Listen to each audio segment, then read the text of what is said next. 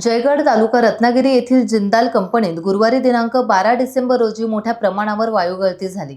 त्यावेळी जयगड येथील एका शाळेतील सुमारे 71 विद्यार्थ्यांना वायुगळतीचा तीव्र त्रास झाला। कुणाला चक्कर आली, कुणाच्या पोटात दुखू लागले, मळमळू लागले, उलट्या होऊ लागल्या, तर कुणाचा श्वास कोंडला जाऊन विद्यार्थी बेहोशीच्या अवस्थेत आढळले।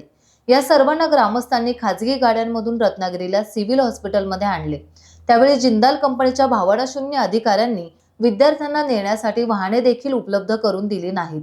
शिक्षक आणि पालकांची यावेळी मोठी घालमेल झाली, परंतु खाजगी वाहन मालक पुढे सरसावले आणि त्यांनी विद्यार्थ्यांना सुमारे 45 किलोमीटरचा प्रवास करून रत्नागिरीतील सिव्हिल हॉस्पिटलमध्ये दाखल केले। काल सायंकाळी आणि आज आणखी 16 विद्यार्थ्यांना वायुगळतीचा त्रास झाला असून त्यांना रत्नागिरीतील परकार हॉस्पिटलमध्ये दाखल करण्यात आले आहे। कंपनीचा बेदरकारपणा आणि विद्यार्थ्यांप्रती त्यांचा बेजबाबदार आणि भावनाशून्य व्यवहार यामुळे परिसरातील जनतेतून आता तीव्र संताप व्यक्त करण्यात येत आहे। टाइम्स डिजिटलला लाईक करा, सबस्क्राइब करा, शेअर करा आणि बेल आयकॉन दाबायला विसरू नका। पाहत रहा टाइम्स डिजिटल।